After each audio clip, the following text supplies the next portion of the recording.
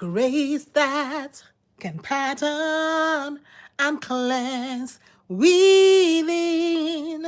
Oh, grace, grace. Talking about God's grace. Oh, grace that is greater than all our sins. Talking about grace, grace. Ooh, God's grace. There's grace that can pattern and cleanse within. Oh, grace, grace. Oh, God's grace, grace that is greater, greater than all our sins. Hi, everyone. Yes, talking about God's grace. You know, you know, it's so hard sometimes. It's so how will I even put it? Sometimes you don't even know what to do. Sometimes you have questions you ask the Lord Jesus, and I thank God because the word of God gives us answers.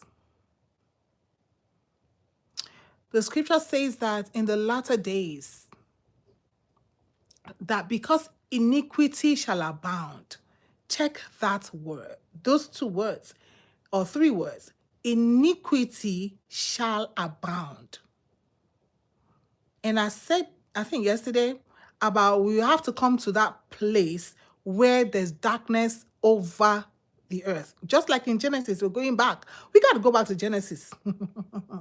Where the darkness was upon the face of the deep, and God said, let there be light, because that's when Jesus will come. So we're looking at grace, and this grace, we have abused it. But I want to share something kind of today,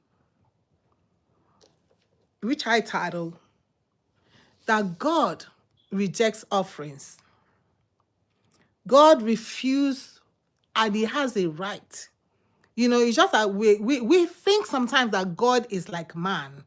And we think that even some men, I'm sure it's not every offering that you collect, even though now every offering is what they collect, or whatever, whether you go do whatever you go and do and bring the money, they really don't care. They just want the offering. Can you reject a gift? I think I was sharing, I think 2 years ago, my boss, of course, Christmas time, and this is me that I've said, you know what, count me out. So it was going to give me, a good money, and I said no.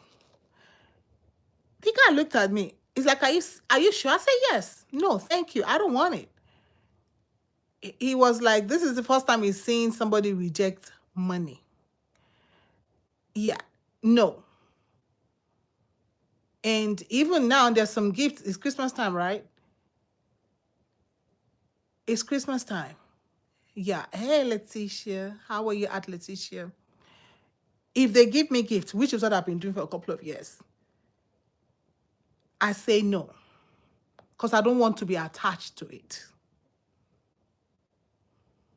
So sometimes we want to think, because we collect every gift, we want God to collect every gift.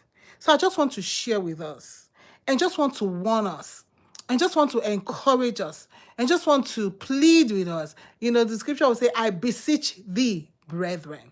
I just want to beseech you to think again about the kind of Jesus that you're following. I was going to come back and read Revelation, but I said, let me do this. Maybe I'll do Revelation another day. Some people stay away from the book of Revelation completely, but that's the only book that God attaches a promise to. Say, if you read it, if you hear it, if you do it, this is a blessing that comes. And yet, we stay away from it because we really don't like the Jesus in Revelation. Some people will tell you they don't believe in hell. Why are you in church? What kind of church is that? Some people will tell you they don't. Jesus is love. Jesus, they cannot believe Jesus will put anybody whereas in hell, but Jesus talked about hell because he created it. Ezekiah, no, not even Ezekiel, Ezekiel, Isaiah, Moses, Abraham, or all the prophets, Nahum, Malachi, other people that they had no business with hell because they did not create hell. And then they did not even create any human being. Jesus created the angels and men. He created the heavens and the earth. He created hell too. He says it's not his will that any should perish, but that all should come to repentance. Hey, at Norman, happy birthday to you. I pray that the Lord will bless you. I pray that the Lord will make his face to shine upon you. I pray that whatever your desires are, Norman, that God will give it to you according to his word, according to his plan for your life. God bless you. Enjoy your day. Happy birthday. Happy birthday. So let's look at Jesus, the Jesus of the Bible. We want to see how God rejected some offering. You know, Jesus said, they will come to him and they will say, we cast out demons in your name. We did miracles in your name. We healed the sick in your name. We did that in your name. We did this in your name. We did that in your name. And he will turn and say to them, depart from me, ye workers of iniquity. You know, the first time I saw that scripture, I said, Jesus, wait now. Jesus, hold up now. How can somebody that cast out demons be workers of iniquity? Then it occurred to me that some people do exorcism, right? But this what people actually said, we did it in your name. So even though they used the name of Jesus, Jesus recognized it as a work of iniquity. I don't know. When you see Jesus, the same way I question you, ask him to. I say, Jesus, how can somebody healing the sick be a worker of iniquity? Ma'am, I don't know. How can somebody do something in the name of the Lord Jesus? Oh, I fed the hungry. I fed the hungry. I fed the hungry. Because you fed the hungry, so everything you do, Jesus should just close eye. Because that's one thing we try to do. We try to look at men and say, but they were doing good. But when you look at that scripture, depart from me, all the feeding of the hungry that you did, workers of iniquity. Workers of iniquity. You know, the scripture should humble us and make us fear God. In the book of Leviticus,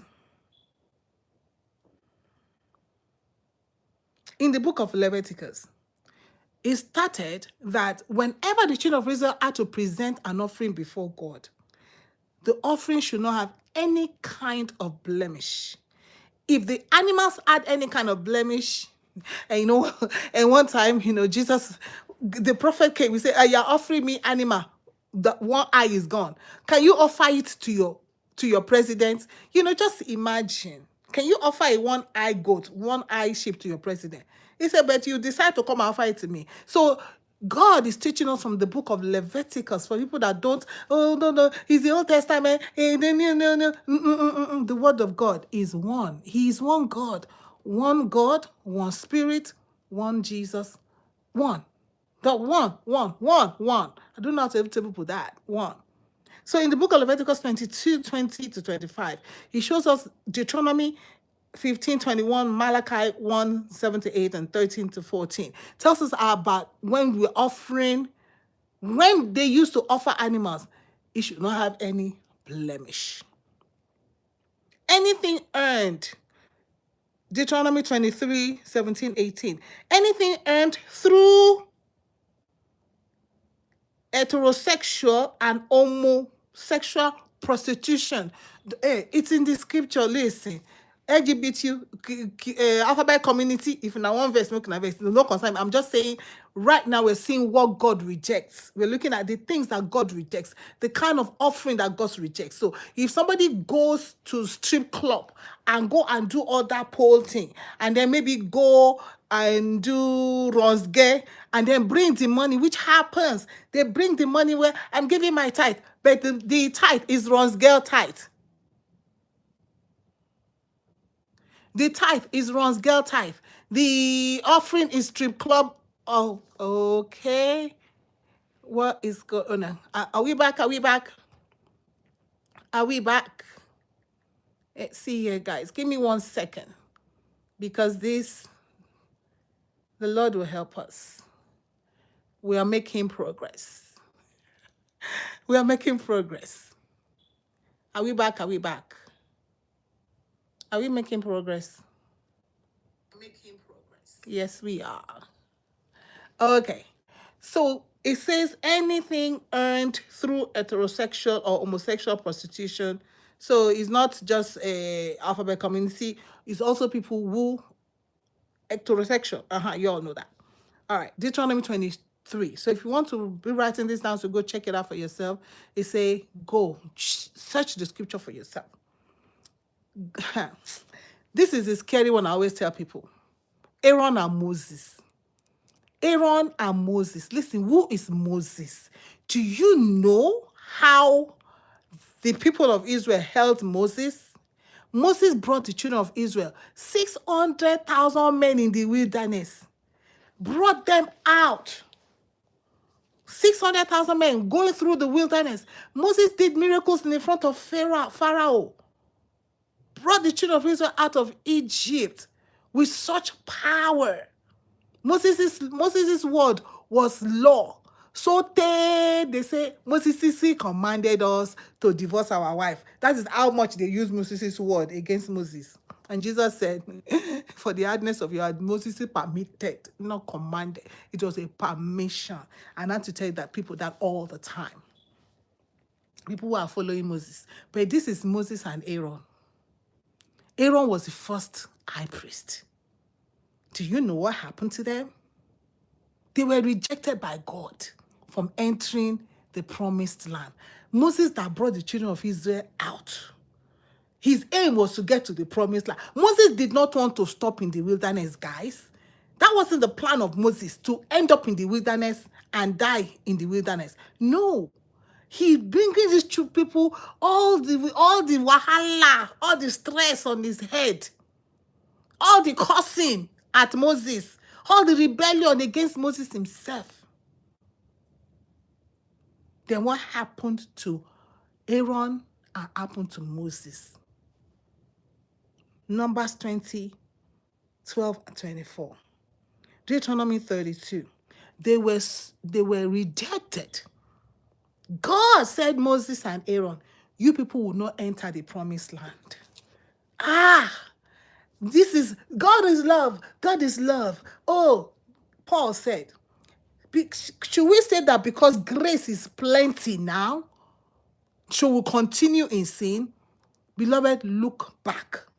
Look back to Aaron and look back to Moses. Moses is the one that God is talking to Moses.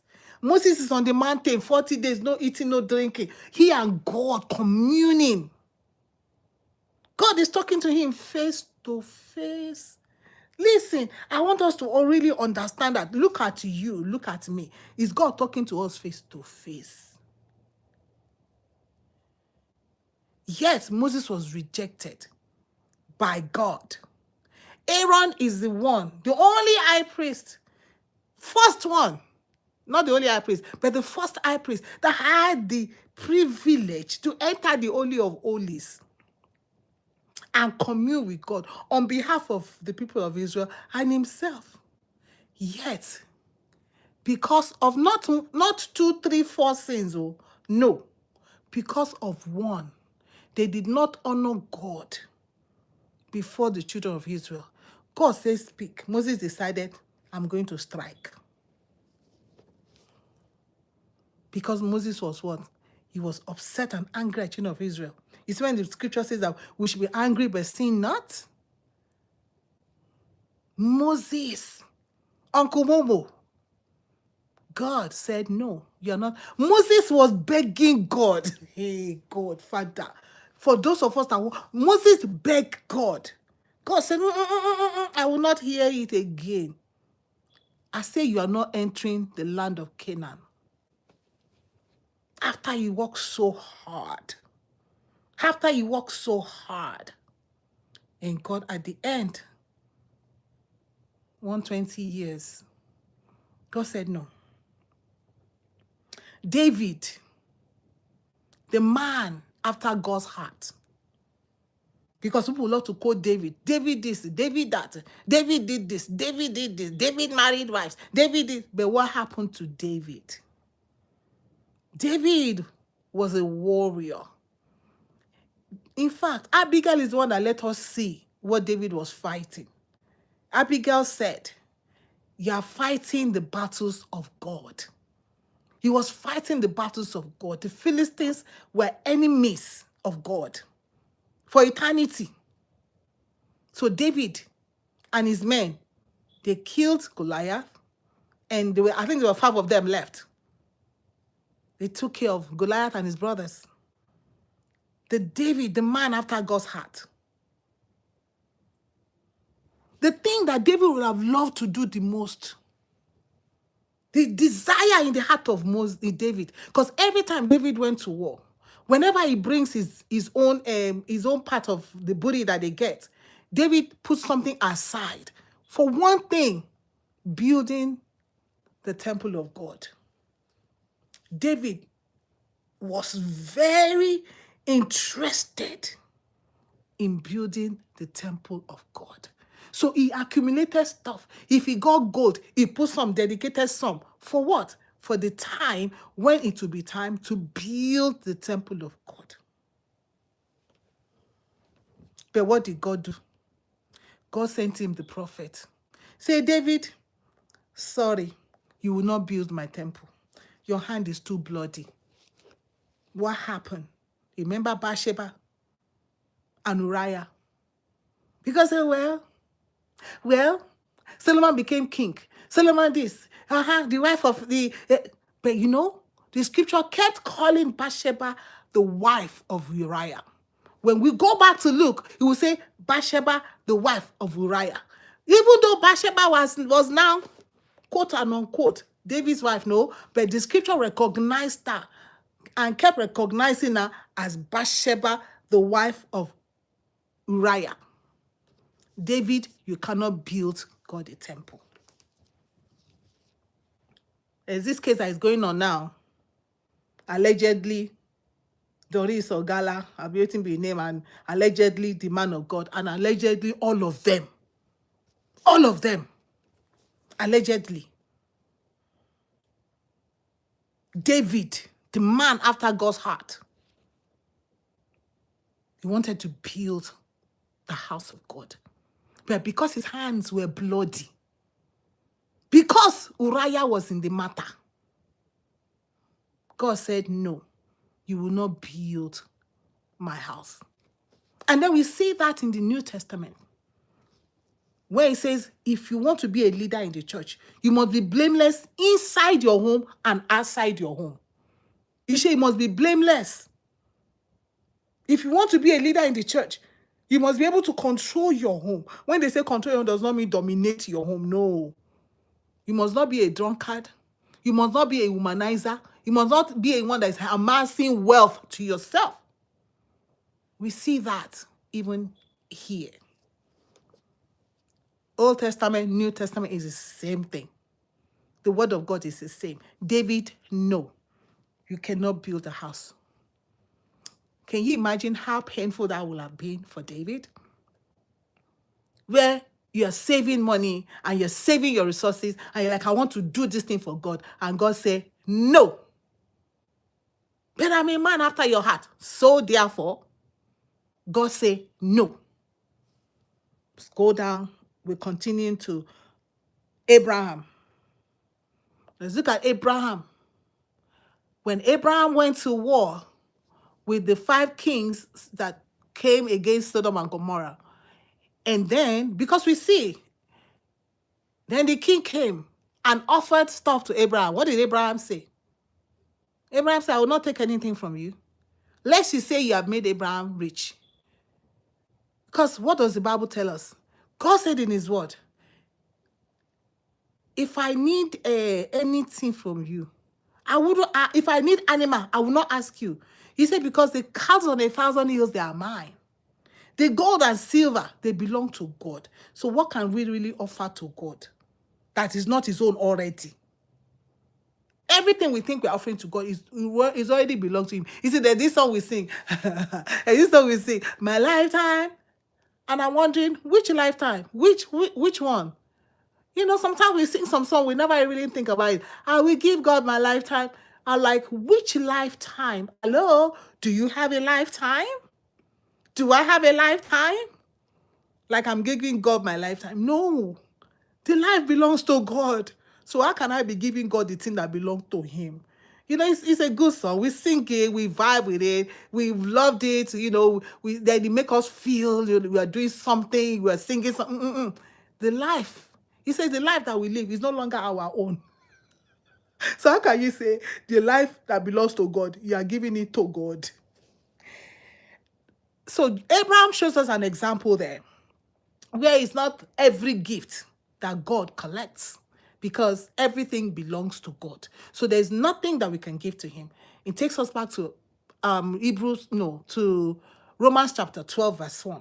Where Paul is saying through his servant Paul, I beseech you, I'm begging you. See, I'm fighting back and saying, me too, I'm begging you, I'm beseeching you, I'm pressing you, I am prostrating to you.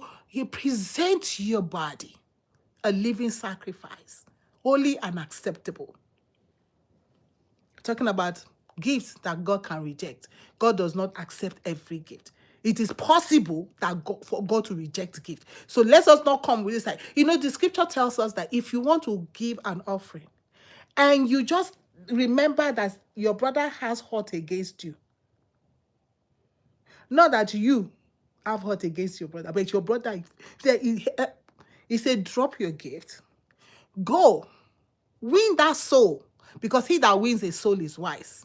Reconcile with him, and then you can return and give that. But you know what? We don't. I beg God. It doesn't really matter. Leave one verse, make it vex. I beg God, just accept my offering here. And you know the lie? The higher your offering, the higher your blessing. And so we don't think that it's possible that whatever higher offering that you're bringing, that God is saying, depart from me, you workers of iniquity. I know you not. I never knew you. But God, I've been singing since I was in my mother's womb. I hear people say that. I've been preaching since I was in my mother's womb. You've been singing since your mother's womb. Praise the Lord, hallelujah. I was singing since I was 4 years old. Since I was 2 years old. Which is Abby? Hallelujah, praise the Lord. And Jesus will say to us, oh, may Jesus not say to us, depart from me, you workers of iniquity.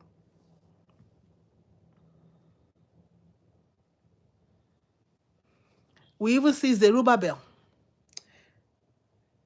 Joshua, and the heads of Israel in the book of Ezra chapter 4, refusing offerings and partnership from who? Sanballat and Tobiah. We will help you and build. Irony, you are not building the house of God with us. You are not building the house of God with us. But nowadays, we don't care where the money is coming from, because we want to have the biggest edifice. Remember, this world is passing away. And God actually told the children of Israel, say, go to Shiloh and see what I did with it. Go and see, where is the temple of Solomon? Oh, the temple of Solomon, the temple of Solomon, the temple. Jesus said, it's coming down. These stones that you are seeing, every stone will come down. Did it come to pass? Do we believe? Do we believe that this world is passing away? So when you are building all these big edifices, think, there's nothing that whoever is building now that can be compared to the temple of Solomon.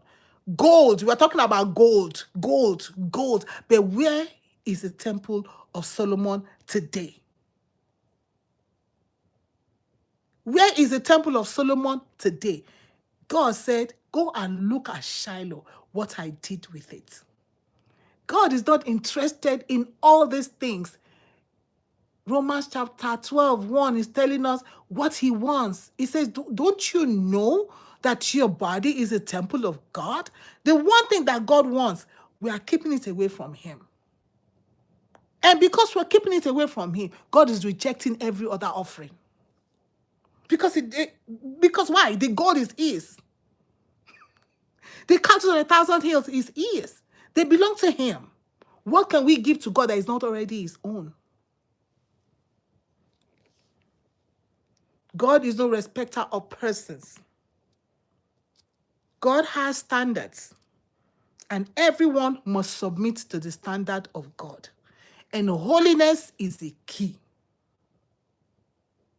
He said, be ye holy, for I am holy. Holiness is the key of God. There's no other way. He did not say be rich, for I am rich. Jesus was made rich, so that Jesus was made poor, so that we can be rich. Rich in what? Rich in what? Rich in dollars or pounds? Did Jesus spend dollars and pounds in the heaven? But it's okay, he was made poor so that we can be rich in what? Don't forget that when Adam sinned, we were separated from God. We lost the grace. So Jesus came full of grace and truth, so that we can be rich in that grace towards God. So that what the Bible says, it says in Isaiah, by his stripes we are made whole. And people are always thinking about, my body is healed, my body is healed, I am healed. You are healed. How? That has nothing to do with bodily ailment. That has something to do with our relationship with God, which is the main reason that Jesus came. His stripes made us whole with God. With God. Put us back in that place of relationship with God, the place of relationship that Adam lost in the Garden of Eden. God is no respecter of persons. And he's calling us back. And he's warning us to let us know it is not every gift that I accept. God can reject any gift. Psalm 19, I think, says, let the words of my mouth and the meditations of my heart, listen to this, be acceptable. That acceptability is by God's own prerogative. I cannot force God to accept my prayer or accept the meditations of my heart. I accept the words that I speak. He decides whether he wants to accept it or not. That is the sovereignty of God. And that's why we pray, may the words of my mouth be acceptable. I cannot command God to accept my words. I cannot command God to accept my offering. No. When I command God, then he's no longer God. Then I put myself in the place of, not because, listen, guys, that's what we want to do. We want to be gods. And I heard somebody said of recent, and then they've been flying that error a long time. But, it's just wonderful how we accept it. That we forgot that that is what was given in the Garden of Eden. That is why Eve was deceived, because she wanted to be like God. But now we don't even want to be like God. Now we are not saying that we are God. Why? Because the Holy Spirit is living inside of us. So we are now, because God, the Holy Spirit is living inside of us, so we are now God. We are now Jesus. If you are now Jesus, you're not Jesus. But if somebody blog about you, somebody talk about you, you are going to court. Did you see Jesus go to court? Did you see Jesus take police to harass people? Why? Because they talked about them, or because they spoke about them, or because they put something out there, because they told lies? Jesus was called a drunkard, a glutton. Jesus was called you're casting out demons by Beelzebub. Jesus was called. Did Jesus go to the law court? Did Jesus go to the police? Did Jesus go and confront them? What of this? So if Jesus is inside, if you want to say you're Jesus, you want to say, okay, you want to tell yourself, oh, because Jesus is inside of you now, you're not a God. You're not a God. Somebody was saying that if God was angry, now because he has God inside of him, he too has a right to be angry. If God hated, God say, I hate Esau, I love Jacob. So he too now has a right to hate and to love. Father, in the name of Jesus, God's standard is holiness. Grace is made available for us, but his standard is still holiness. God has a right to reject an offering or to accept an offering. If we want to be accepted in the beloved. He said, accepted in the beloved is only in Jesus Christ. And that's why he says that we are made righteous in him. We become the righteousness of God in Christ. But even in all of this, we must always remember Simon the sorcerer. Oh, let me talk about Simon the sorcerer. Simon the sorcerer actually received the word of God. The apostles were preaching. He received the word of God. But when it was time for the Holy Ghost, Simon the sorcerer did something that was not acceptable. And that, that one denied him the Holy Spirit baptism. He said, you people should let me give you money so that you can give me this power of the Holy Spirit. The apostle turned to him and said, your money perish with you. That you can even imagine in your mind that you can purchase the Spirit of God with money. Simon. And so Simon knew. That's why someone said, I told the apostles that you should please pray for him. That's even in the place of humility. God can reject you. Even though, yes, Simon the sorcerer has come to the place where he has received the word. Because he has received the word. But one thing that lacketh, Simon, your money is still your problem. Because you think you can buy God with money. You think you can buy God with your offering. So whatever you are doing that is wrong, Simon the sorcerer, he doesn't matter. As long as I have money, I can get God on my side. Not the God that I serve. Not the God that I serve. He was rejected. There's no amount of offering, no amount of service, no amount of giving to the poor, feeding the hungry that will make God to cover his eyes. Oh, shoot, I wrote something. I think I wrote something down somewhere. Where is my paper? I had a paper. There is no amount. You see, God is not a human being that we can bribe. God is not your politician. God is not your policeman. God is not your community leader.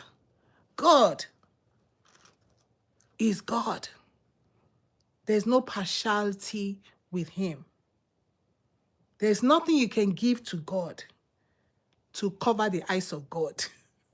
There's nothing I can give to God to cover the eyes of God. So that God do not look at you differently than he's looking at me. Why? Because, I heard another man said, somebody was saying something about a man that said that when they brought up the issue of one of his pastors that was doing wrong, he said, I cannot do anything to that one. That's the one that takes care of me. Compromise. Partial. Why? Because that one is always giving you stuff. That one is always sharing his pulpit with you. So when you come and preach, you give you a big envelope. And so whatever he does, you close your eyes to it. God is not like that. God is not carried away with the miracles that we do. That's what I was going to say.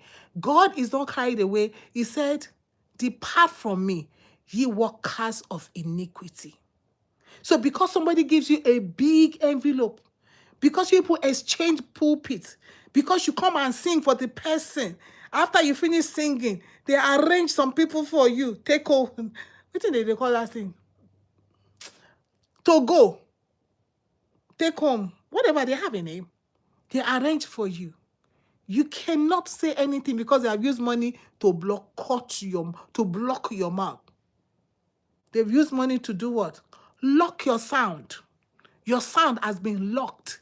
And so we think that it's the same thing with God, that we can lock God's sound. I can do 40 days fast and I'm locking the sound of God. And then everything is okay. I can give my first fruit, my second fruit, my whatever fruit, my whatever. I can give my whole paycheck and I'll block the mouth of God. And I'll block the eyes of God.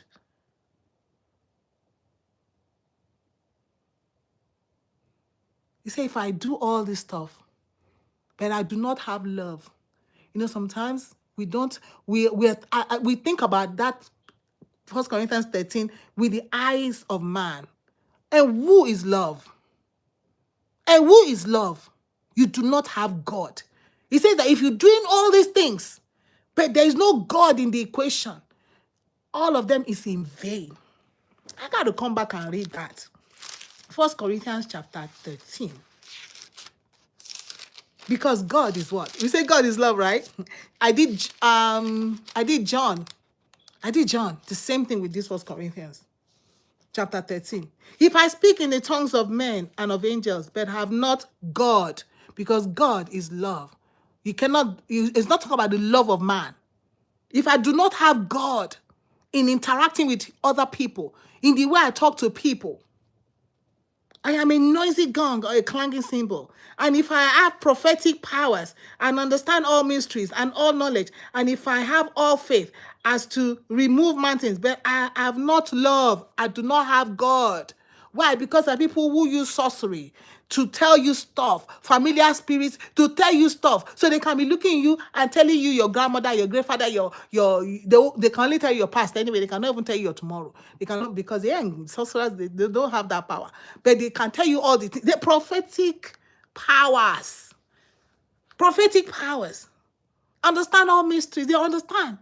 They understand the depth of the enemy. They understand what happened in the under the water. They understand what happened in the kingdom of darkness. They understand all those stuff. They say if you do not, you understand all knowledge. You are the king of AI. You are the king of computer. In medicine, you are number one. In research, you have all knowledge. But it says, you have faith, all faith, right? So as to remove mountain, you can move mountain from one spot. I've not seen anybody, I beg, in this life that has moved a mountain or moved a valley. So if I have faith, Jesus, I feel like a master, I can, okay, move the mountain, let me see you. So if you even have that kind of faith that you're moving mountain, so as to remove mountains, but you do not have God. So all your prophetic powers, how we see them, false prophets, prophet lying, but you do not have God. What does the scripture say? You have nothing.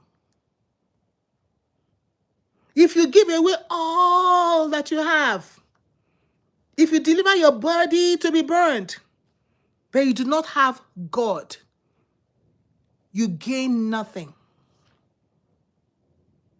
If you do not have God, it says that in the scriptures that our righteousness, my own righteousness, they are like filthy rags. All the things that I think I'm doing, see, I am prophesying, I am doing this, I am feeding the poor, I am giving to the poor, I am cleaning the streets, I am going to the homeless people, if all of this, there's no God in it, it's all in vain. I gain nothing. Because some people want to use that one to cover all their error. There was a man in my country over there. He will carry bag of rice on the street. He will he will go and see the poor. He will go and do. And he will carry camera to follow him. You see, that also should already tell you, this person have no God. Because Jesus said in his word, when you want to give somebody something, he said the right hand should not know what the left hand is doing, because it's even demeaning to the people. It's humiliating to people when you take their matter and broadcast it. When Jesus was going to deal with the woman at the well, the Samaritan woman, what did Jesus do? The apostles, the disciples, they went away, and Jesus now had a personal conference with her. Everybody knew her in town. Everybody knew in town. That was no, she was not a stranger, because she went back and all the men followed her to Jesus. So she was well known for whatever she was doing. But Jesus, one-on-one, when they brought woman caught in the very act of adultery, they said, after they want to publicize her, they all left. And Jesus now dealt with her one-on-one. So when people are doing all this stuff and they carry camera and they are blasting it, I have a word for you. You gain nothing. As if you give all. If I give all, if I deliver my body to be burned, yeah, even to that extent. But if it's not for God that he did it, he says, those are persecuted for the sake of Jesus Christ. He's not persecuted because of what you have done wrong. Listen to this. I love this part. God is patient and kind. Luke 6, 34, 35, 36. God is kind. God is not jealous. God is not boastful. You don't see Jesus. Just look at human beings, how boastful we can be because of one thing that maybe God allowed, not even God. Sometimes these people just do stuff with other things, other means, and then they become so boastful and so prideful. I'm listening to them say, I did this, I did that, just like the Pharisee that came. Oh, I am the one. I keep the law. I do this. It is I boastful. It is never what the Lord has done. But listen to Jesus. Jesus said, the Father in me, he doeth the work. And that's why I tell people sometimes, when I do stuff and they're like, oh, I say, hold up. Give glory to God. Because left to me as a human being, I will not do it. So whatever you are benefiting, it is the God in me that is doing it. Give God the credit. And then they say, oh, but we have to tell. I say, I don't care about you thanking me because you are going to be reducing my reward from God. By the time you thank me, God say, you have already received your reward. Somebody thank you and thank you and thank you. And so I say, stop. I want God to reward me because your thank you ain't going to do me nothing.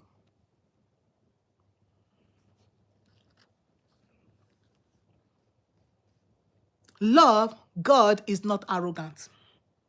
God is not rude. God does not insist on his own way. You see, God said, come, let us reason together. That's how God made us beings of choice. Gave us choice. So that even Lucifer himself could not say, okay, you know what, God, I'm tired of doing this. I'm tired of this. I want to be above you. I want people to bow down to me. If I want to be at your level, then I want to be above you. Confusion. You see why we have confusionists? It is not resentable, irritable. It does not rejoice at wrong, but rejoices in the right. God bears all things, believes all things, hopes all things, endures all things. I'm telling you about this. God never ends. Who is from everlasting to everlasting? Because if you want to say it's love of this world, you see tomorrow, 30 years of marriage, dissolve. These people that said, I love you, I love you 30 years ago, suddenly, no more. 40, I've seen 40 years, 45 years, gone. But they said, I love you in 45 years. And these are even in the church. These are even leaders of the church. So which love are we talking about? You see why it is not the love that you are thinking when you read this scripture. Because the love of man ends. The love of man has ending. The love of man ends. They'll tell you, I don't love her anymore. So they bring love to feeling. I don't just feel for you anymore. So is it you don't feel for the person or you don't love the person? Which of them? So we have put love together with feeling. So that ain't God. This is not that scripture. This scripture, love never ends. God is from everlasting to everlasting. As for prophecies, it will end. As for tongues, they will say bye-bye. They will cease. For knowledge, they will pass. Knowledge is passing. AI is taking over. As for knowledge, knowledge is when I say passing. If I need something right now, the other day I just took my ChatGPT, I put it to my dad number and took a picture and say, explain it to me. If I want to do anything, I just say, explain it to me. Knowledge. I don't have to crack my head like before. Go and read this, go and read that, go and read that, go and research this. Knowledge is passing away. For our knowledge is imperfect. The scripture tells us, let every man be a liar, but God is be true. Jesus said, I'm the way, the truth, and the life. Jesus is the truth. And I was sharing, I said they will come and tell us, eat all egg, complete protein. Then they came back and said, okay, no, don't eat all egg, eat only the white, because the egg, the yolk is the cholesterol. And then they came back again and told us, oh, you can eat the yolk again. You would decide which one. Knowledge is imperfect. Oh, drink wine. A little wine is good. At your meal, it's then they came back again and told us what? Red wine, abi wine, because it's cancer. 2025 January, that was the thing that came out. You would decide which one you want to do. Knowledge is imperfect, but that's not God. But when the perfect comes, the imperfect will pass away. When the perfect comes, when love arrived, all this feeling, I'm not feeling love today, I feel love tomorrow. Today you feel love, tomorrow you don't feel love. Love is not about feeling. Love is God. God is love. Whenever you say the love for your husband has ended, the love for your wife has ended, it's because you were never in God. You were never in God. Because if you are in God, you will know that as far as God is concerned, love never ends. With all the shenanigans in the church, did God divorce his church? No. While we were yet in our sins, Christ died. Yet, Christ died while we were yet in our sins. Don't you just love the Lord Jesus? So what are you doing out there? Come to the Lord Jesus today. Let him touch you. I pray that the Lord Jesus will touch your heart. I pray that the Lord Jesus will prick your heart like he did in the book of Acts when the apostles were preaching. The Holy Spirit pricked their hearts and then they asked, what shall we do? How can we come into this truth? How can we come into this love that we're talking about? How can we come into this God that is impartial? I love the fact that God is impartial. I love the fact that God is impartial. He's not looking at you as the rich person and looking at the poor and say, okay, oh, the rich people, the rich people gave 10,000. They will say in the church. Okay, 10,000 offerings, stay on this line. 5,000 stay on this line. $100, I don't know. In fact, there was a time somebody came and said he was selling books. Joy, thank you, Jesus, thank you, Lord. If you buy one book, just go home. If you buy 3 books, are autographed. Hello, in the body of Christ, in the church of Jesus Christ. That's why Jesus carried whip and tied the rope and whipped them out of his church. That is the Jesus that I serve. This Jesus of, Jesus is so gentle. Jesus is love. No. We see him right here. He's a consuming fire. I think next time we're going to come and look at the book of Revelation and we can see this Jesus, the one that is coming, not the one, the baby. Now they are celebrating baby. And I ask people, I say, just imagine on your own 50th birthday. It's your 50th or 60th or 70th birthday. And then it's, want to celebrate your 70th birthday. Then you carry your baby picture and blow out your baby picture and put it there. I say, you're celebrating you as your 70-year-old. Tell me how you feel. Tell me how your girl feel.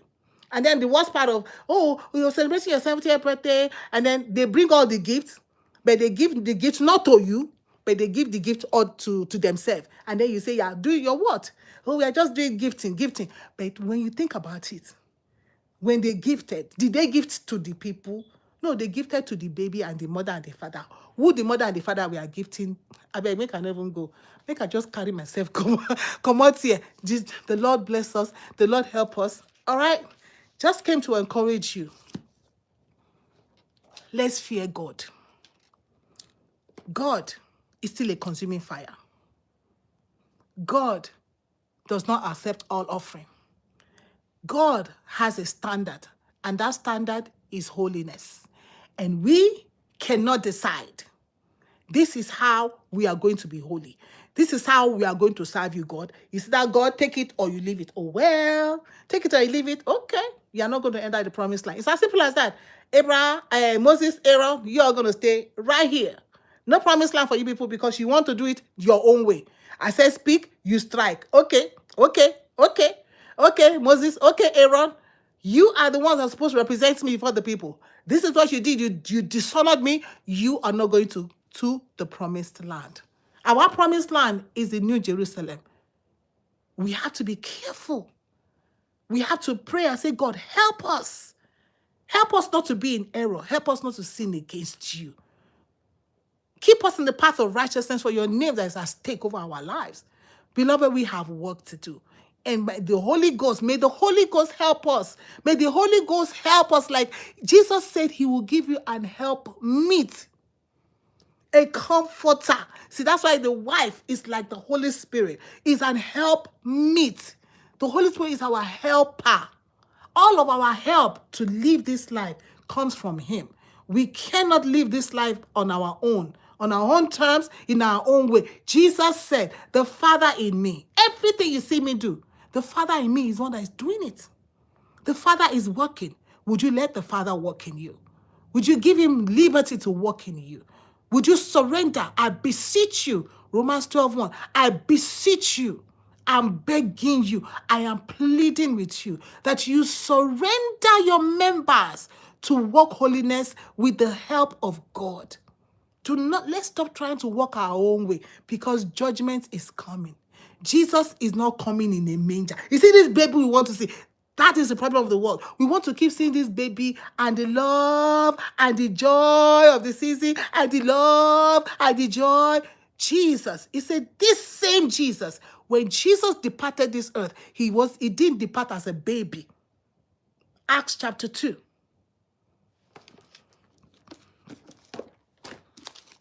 Let's close with that. We gotta go. Oh, Lord Jesus. The book of Acts.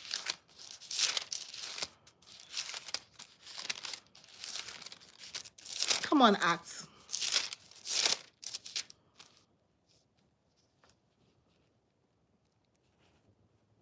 Acts chapter 1. And a cloud took him, not the baby, took him out of their sight. And while they were gazing into heaven, people that say, oh, well, he wasn't, Jesus said, where is heaven? Heaven is inside your heart. Hello? Oh, where is God? God is inside your heart. Hello? So when you say that, when they were looking up to heaven, they were looking into their heart, because the heart is right here. They were looking into their heart. You and I, if we do not read the scripture, people will take the scripture and bastardize it, whatever they want to say. Jesus is here. Acts chapter 1. It says, okay, let's even from verse 8. But you shall receive power when the Holy Spirit is come upon you, and you shall be my witnesses in Jerusalem and in all Judea. Talking to the disciples and the apostles and also us. We need the Holy Spirit to be his witnesses. We cannot do anything without him. Jesus said, without me, you can do nothing. Don't you believe that? And when he had said this, as they were looking on, he was lifted. Where? He was lifted. When somebody is lifted, how is somebody lifted? How is somebody lifted? For people that are saying all this thing that is not even biblical, scriptural, that is not true, that is all lies. Jesus was lifted up. I love the scripture, because if you had said he was lifted, some people will still have a way to say where he was lifted. He was lifted. He did not say that he was lifted, but God is very clear. Clarity of his word. He was lifted up, and a cloud. Ask yourself, where is cloud? Is a cloud here? Is the cloud in my room? Is a cloud in my car? Is cloud just on the street?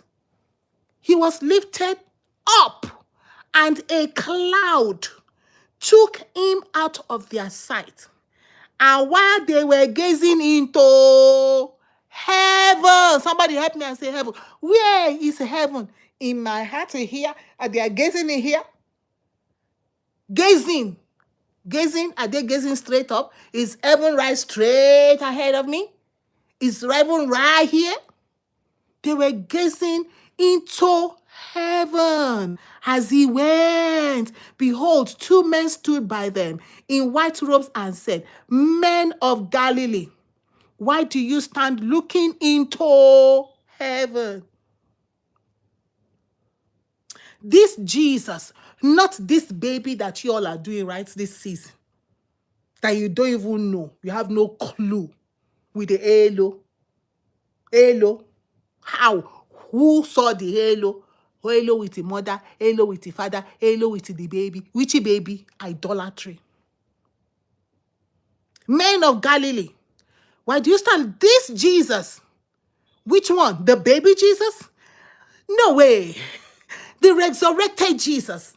He was careful to say, this Jesus, this particular one, this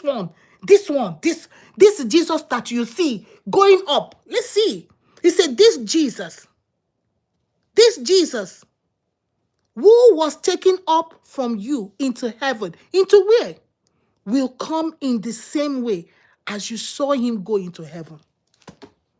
This same Jesus, not another one, not a baby Jesus. So that's why we have to go to Revelation, because I am so excited in showing you this Jesus. This Jesus that was taken up.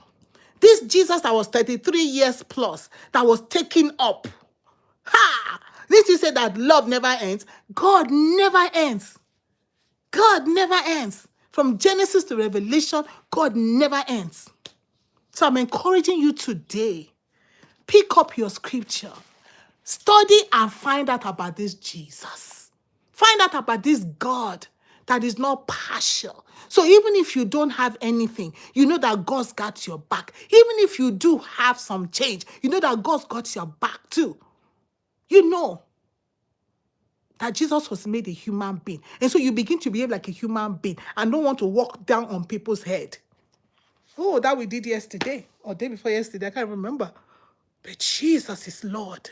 And Jesus is God. And Jesus is King. And he's coming the same way as you saw him go into heaven. Somebody come and say, heaven is in your heart. Jesus is inside there. This Jesus is going to come back. But this Jesus does not accept everything. He's not everything go. Jesus is not everything goes.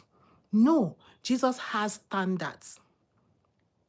There were 500 people gathered in Acts. Then he went down. And then at the end, when the Holy Spirit came, they were about 120. From 500 to 120. I beg, what percentage is that? 10% is 50. Another 10% is, so that's 20%, right? 20% is 100 of, so 20%, maybe like 22%. What happened to 78%? Remember Noah? Remember Noah? How many were saved? How many were saved in the time of Noah? Noah and his, how many? How many were saved? I think we were 5 or 7. How many were saved? In their time. Jesus is coming soon. He's not partial. He loves us, but it's not the kind of love that we are thinking.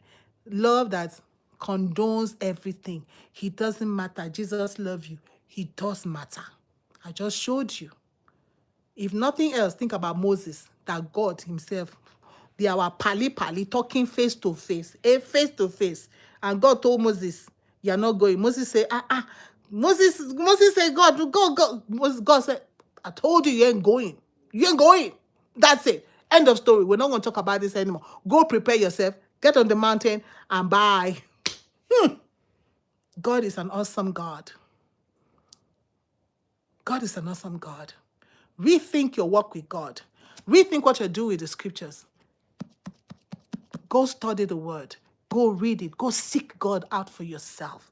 God is waiting for you. Shalom. Thank you for hanging out. If you stay to the end of this encouragement, the Lord bless you. The Lord keep you. The Lord make his face to shine upon you. The Lord give you that desire more and more, because you must really be desiring God for you to have stayed to hear everything that we have to share today. May the Lord continue to increase his desire in our hearts in Jesus' name. Shalom, Maranatha.